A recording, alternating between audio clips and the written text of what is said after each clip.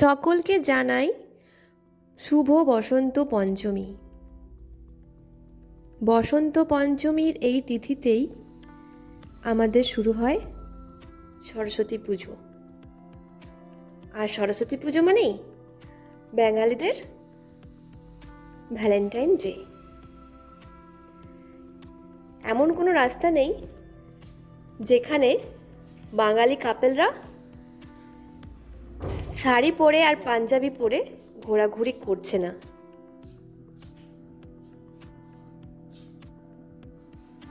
আমাদের কাছে সরস্বতী পুজো মানেই বাঙালিদের ভ্যালেন্টাইন ডে।